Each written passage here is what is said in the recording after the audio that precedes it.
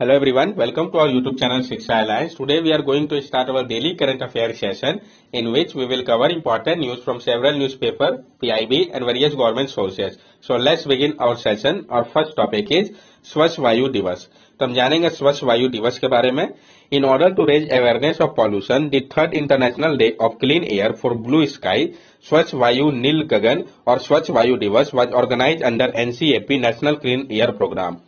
Raise करने के लिए जो अवेयरनेस है पॉल्यूशन के बारे में, जो तीसरा इंटरनेशनल डे था clean air for blue sky, स्वच्छ वायु नील गगन या स्वच्छ वायु दिवस को ऑर्गेनाइज किया गया National Clean Air Programme NCAP के अंतर्गत. NCAP was launched in 2019 aims to bring a 20 to 30% reduction in pollution level from PM 2.5 and PM 10 particles by 2024 from 2017 level as a base. जो एनसीएपी है national Clean Air programme, इसको launch किया गया था 2019 में. इसका मकसद था कि कम किया जाए 20 से 30% रिडक्शन पॉल्यूशन लेवल का पार्टिकुलेट मैटर 2.5 और पार्टिकुलर मैटर 10 पार्टिकल का 2024 तक. जो बेस ईयर होगा आपका वो 2017 का लेवल होगा. इसके लिए implementation by CPCB in over 132 most polluted city, और उसको इम्प्लीमेंट किया जा रहा है सेंट्रल पॉल्यूशन कंट्रोल बोर्ड के द्वारा 132 मोस्ट पॉल्यूटेड सिटी पे. WHO global air quality guidelines, WHO का जो ग्लोबल एयर क्वालिटी गाइडलाइंस है उसको हम समझते हैं. तो ये 6 पॉल्यूटेंट के लिए, तो वो 6 पॉल्यूटेंट डायरेक्ट पूछा जा सकता है कौन कौन से है. पीएम 2.5 और PM 10, ozone, nitrogen dioxide, sulphur dioxide और कार्बन मोनोऑक्साइड. रिकमेंडेशन जो है इसका वो लीगली बाइंडिंग नहीं है. नेक्स्ट टॉपिक है हमारा टिपिंग पॉइंट. तो हम जानेंगे टिपिंग पॉइंट के बारे में. Scientist sound alarm as the number of climate tipping element rises. Scientist जो है वो अलार्म हो चुके हैं क्योंकि जो नंबर है क्लाइमेट टिपिंग एलिमेंट का वो बढ़ रहा है. Climate tipping point are level of ecological changes. If crossed, could spark a significant change in the way of Earth system operate, affecting ocean, weather and chemical process, which could be irreversible and self-continuing even if there is no further warming. Climate tripping point जो है वो वैसा level ecologic changes का अगर वो cross हो जाता है, ये स्पार्क करेगा एक सिग्निफिकेंट चेंज को अर्थ के सिस्टम पर जैसे वो ऑपरेट करता है. ये अफेक्ट करेगा ओशियन को, वेदर को, केमिकल प्रोसेस को, जो कि इरिवर्सिबल होगा और ये खुद से कंटिन्यू होगा. अगर फर्दर वार्मिंग नहीं भी होता उसके बावजूद भी, तो आप समझ सकते हैं कितना ये हार्मफुल हो सकता है. The 6 tripping point likely to be cross are, और जो 6 ट्रिपिंग पॉइंट आपका जो कि क्रॉस हो सकता है आने वाले समय पे, वो कौन कौन सा है. ग्रीनलैंड आइसशीट कोलैप्स, जिस लेवल से ग्रीनलैंड का आइसशीट मेल्ट कर रहा है, यानी बहुत जल्द हो सकता है कि ग्रीनलैंड का आइसशीट पूरी तरीके से कोलैप्स हो जाए. West Antarctic ice sheet collapse, west Antarctic का आइसशीट भी कोलैप्स कर सकता है. Collapse of ocean circulation in the polar region of the North Atlantic, collapse हो सकता है आपका ओशियन सर्कुलेशन पोलर रीजन का, नॉर्थ अटलांटिक का. Coral group die off in the low latitude, जो कोरल रीफ का डाई हो रहा है लो लैटिट्यूड में. Sudden throwing of permafrost in the northern region, जो सडन थ्रोइंग आप देख सकते हैं परमाफ्रॉस्ट का नॉर्थन रीजन पे. Abrupt sea ice loss in the Barents sea, और जो एब्रप्ट सी लेवल आइस का लॉस हो रहा है बैरेंट सी का, ये आप देख सकते हैं जो क्लाइमेट ट्रिपिंग एलिमेंट है. ये जो आपका लेस देन 2 डिग्री सेल्सियस के लिए सर्कल से, रेड सर्कल से रिप्रेजेंट किया गया है. 2 से 4 डिग्री सेल्सियस के लिए आपका पिंक से, और 2.4 डिग्री सेल्सियस के आसपास के लिए आपका ट्रायंगल के शेप से रिप्रेजेंट किया गया है. तो आप देख सकते हैं अलग अलग बैरेंट सी आइस, ये आपका ग्रीनलैंड आइसशीट हो गया, ये लैब्राडोर सी सब पोलर गायर हो गया, ये बोरियल परमाफ्रॉस्ट हो गया, ये वेस्ट आर्टिक आइसशीट हो गया. ये सारा लेस देन 2 डिग्री सेल्सियस के लिए, 2 से 4 के लिए फिर आप देख सकते हैं. नेक्स्ट टॉपिक है हमारा the tedious process of adoption, जो कठिन प्रोसेस है एडॉप्शन का. ये क्यों न्यूज में आया इसको हम समझेंगे, फिर इसके बारे में सब कुछ जानेंगे. Sorry. District magistrate have been empowered to give adoption order instead of court. जो डिस्ट्रिक्ट मैजिस्ट्रेट है उनको एम्पावर किया गया है, कोई एडॉप्शन ऑर्डर दे सकते हैं कोर्ट के जगह पे. All case pending before court have to be transfer, तो सारे केसेस जो कि पेंडिंग है कोर्ट के पास उनको ट्रांसफर कर दिया जाएगा.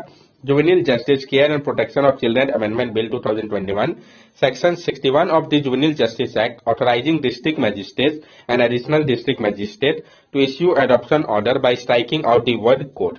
जो juvenile justice care and protection of children amendment bill है 2021 का, इसमें जो आपका सेक्शन 61 है जुवेनिल जस्टिस एक्ट का, ये ऑथराइज करता है डिस्ट्रिक्ट मैजिस्ट्रेट और एडिशनल डिस्ट्रिक्ट मैजिस्ट्रेट को कि इश्यू कर सकते हैं एडॉप्शन ऑर्डर को स्ट्राइक आउट करके, जो वर्ड उसमें कोर्ट मेंशन है.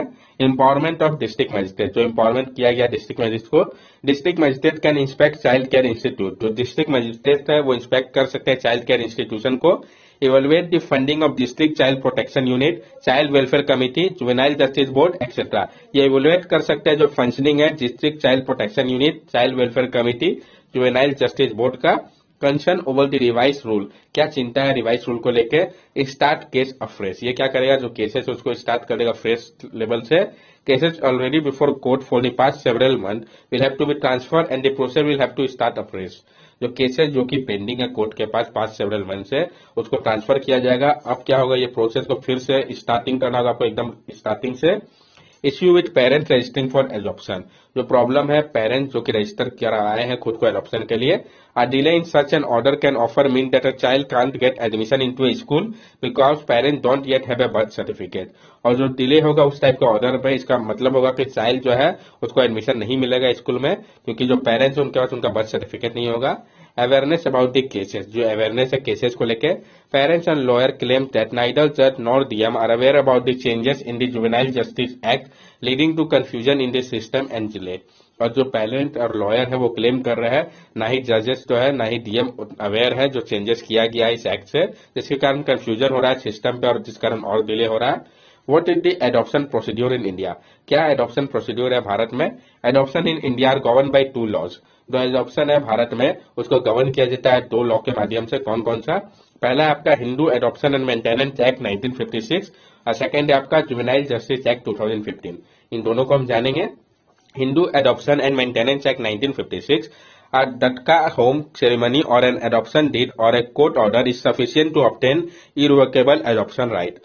जो डटका होम सेरेमनी या एडॉप्शन डीड जो है वह कोर्ट का ऑर्डर सफिशियंट है ऑब्टेन करने के लिए इररिवोकेबल एडॉप्शन राइट को। जुवेनाइल जस्टिस एक्ट 2015 जो है, parents have to register on CARA portal after which a specialised adoption agency carry out a home study report. Parents को रजिस्टर करना होगा कैरा पोर्टल पर, उसके बाद एक स्पेशलाइज्ड एडॉप्शन एजेंसी जो है वो कैरी करेंगे होम स्टडी रिपोर्ट के लिए। What are the challenges, क्या चैलेंज है। Adoption pool, according to latest figure there are only 2188 children in the adoption pool while more than 31,000 parents waiting to adopt a child. जो latest figure है उसके अनुसार सिर्फ 2188 children जो है वो एडॉप्शन पूल पे है, जबकि मोर देन 31,000 पेरेंट्स जो है वो वेट कर रहे हैं अडॉप्ट करने के लिए चाइल्ड को। Trafficking, less availability allow traffickers to tackle advantage of loophole in हामा। जो लेस अवेलेबिलिटी है ये अलाउ करता है ट्रैफिकर को कि वो एडवांटेज उठाए लूप होल्स का। What is Hague convention, Hague convention क्या है। The Hague convention protect children and their family against the risk of illegal, irregular, premature और इल प्रिपेयर्ड एडॉप्शन अब्रॉड। जो हैग्यू कन्वेंशन है ये प्रोटेक्ट करता है चिल्ड्रन और उनके फैमिलीज को जो रिस्क है इलीगल, इरेगुलर, प्रीमैच्योर और इल प्रिपेयर्ड एडॉप्शन को लेके अब्रॉड में। क्या कंक्लूजन हम निकाल सकते हैं इससे। Need for child centric law, आवश्यकता है कि एक चाइल्ड सेंट्रिक लॉ हो। Optional, enabling and gender just special adoption law जो है जैसा कि अदर कंट्रीज में उस जैसा। चेक माल प्रैक्टिसेस, आवश्यकता है जो माल प्रैक्टिसेस सोसाइटी में उसको चेक किया जाए, बैलेंस किया जाए। आवश्यकता है चेक करने के लिए माल प्रैक्टिसेस को और इम्प्रूव करने के लिए मॉनिटरिंग को। नेक्स्ट टॉपिक है हमारा Indira Gandhi urban employment guarantee scheme. तो हम जानेंगे Indira Gandhi urban employment guarantee scheme के बारे में। Indira Gandhi urban employment guarantee scheme है रोल्ड आउट इन राजस्थान। अभी हाल ही में Indira Gandhi urban employment guarantee scheme को रोल आउट किया गया राजस्थान में। इसका क्या ऑब्जेक्टिव है, providing economic support to the poor and needy family living in the city through work to be provided on demand for 100 days a year. ये provide करेगा economic support poor को या नीडी फैमिली को जो कि रह रहे सिटीज पे, वर्क जो है उनको प्रोवाइड किया जाएगा, डिमांड अगर किया जाता है तो 100 डेज के लिए साल में। ये आपका मनरेगा के जैसा ही हो गया। एलिजिबिलिटी इसके लिए क्या है, age group of 18 to 60 years residing within the limit of urban local bodies are eligible. जिनका एज ग्रुप 18 से 60 ईयर्स के बीच में है, जो कि रिसाइड कर रहे हो लिमिट में अर्बन लोकल बॉडीज के, वो एलिजिबल होंगे। इनकम लिमिट की अगर हम बात करें तो कोई भी इनकम लिमिट नहीं है। जो पुअर और डेस्टिट्यूट पीपल है उनको प्रेफरेंस दिया जाएगा। कैटेगरीज ऑफ टास्क, जो कैटेगरी है टास्क का, environmental protection, water conservation, heritage conservation, removal of encroachment and illegal board etcetera, ये सारा कैटेगरी होगा टास्क का। जो सिमिलर स्कीम चलाए जा रहे हैं अलग अलग स्टेट में। Ayyankali urban employment guarantee scheme Kerala का है। Urban wage employment initiative under Unnati Odisha का। मुख्यमंत्री श्रमिक योजना झारखंड का। मुख्यमंत्री युवा स्वाभिमान योजना मध्य प्रदेश का। ये सारे योजना किस स्टेट में चलाए जा रहे हैं नाम आपको मेमोराइज होना चाहिए। तो Ayyankali urban employment guarantee scheme Kerala पे, अर्बन वेज एम्प्लॉयमेंट इनिशिएटिव उन्नति ओडिशा में, मुख्यमंत्री श्रमिक योजना झारखंड में और मुख्यमंत्री युवा स्वाभिमान योजना मध्य प्रदेश में। नेक्स्ट टॉपिक है हमारा Kushiyara river treaty between India and Bangladesh. जो कुशियारा रिवर ट्रीटी अभी हाल ही में हुआ इंडिया और बांग्लादेश के बीच में, इसके बारे में हम जानेंगे। ये कुशियारा एग्रीमेंट है क्या, उसका किस तरीके से बांग्लादेश यूज करेगी इस वाटर को। Recently a memorandum of understanding was signed on sharing of the water of the Kushiyara river, distributary of the Barak river which flow through Assam and then on to the Bangladesh. अभी हाल ही में एक मेमोरेंडम ऑफ अंडरस्टैंडिंग को sign किया गया है share करने को लेकर वाटर को कुशियारा रिवर का, जो कि डिस्ट्रीब्यूटरी है बराक रिवर का, जो फ्लो करता है असम से और उसके बाद आपका बांग्लादेश में। ये कुशियारा एग्रीमेंट है क्या? Under the agreement, Bangladesh will be able to withdraw 153 cubic feet per second of water from the Kushiara, which will solve the water crisis for farmer of Sylhet. इस एग्रीमेंट के अंतर्गत बांग्लादेश जो है वो विड्रॉ कर सकेगा 153 क्यूबिक फीट पर second water का कुशियारा रिवर से, जो कि सॉल्व कर देगा जो वाटर क्राइसिस प्रॉब्लम है फार्मर के लिए साइलेट के। How will Bangladesh use the water? किस तरीके से बांग्लादेश यूज करेगा इस वाटर को? The water of Kushiyara will be channel through the Rampur canal project in Sylhet. जो वाटर होगा कुशियारा का उसको चैनल किया जाएगा रहीमपुर कैनाल प्रोजेक्ट के माध्यम से साइलेट के। Rahimpur canal is the only supplier of water from the Kushiyara to the region. और रहीमपुर कैनाल जो है वो इकलौता सप्लायर होगा वाटर का कुशियारा के लिए इस रीजन पे। India objection to Rahimpur canal. India की जो ऑब्जेक्शन है रहीमपुर कैनाल को लेके, तो सिक्योरिटी प्रॉब्लम है। Dike and other infrastructure along the canal interfere in border security as Kushiyara itself form part of border between two side. जो डाइक और अदर इंफ्रास्ट्रक्चर है कैनल इंटरफेयर करेगा बॉर्डर सिक्योरिटी को। कुशियारा जो है वो पार्ट है आपका दोनों साइड के बॉर्डर के। यही एक इंडिया का कंसर्न है। ये आप देख सकते हैं जो मेजर रिवर बेसिन है, ये ढाका इंडिया, ये बांग्लादेश का। नेक्स्ट टॉपिक है हमारा ग्लोबल पैंडेमिक ट्रीटी। तो हम जानेंगे ग्लोबल पैंडेमिक ट्रीटी के बारे में। UN voted in favor of fair, long-lasting solution for global inequality and negotiating toward the global pandemic treaty.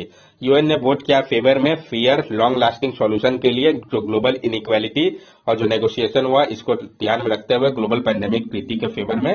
इसके बैकग्राउंड को हम समझते हैं। WHO in December 2021 had agreed to start a global process to draft the pandemic treaty.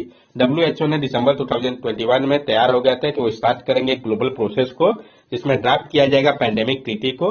The pandemic treaty is expected to cover aspect like, ये जो pandemic treaty होगा ये expect किया जा रहा है कि ये कवर करेगा कुछ एस्पेक्ट को, जैसे कि data sharing and genome sequencing of emerging virus. इसमें क्या होगा, जो डाटा शेयर किया जाएगा वो जीनोम सीक्वेंसिंग को एमर्जिंग वायरस का।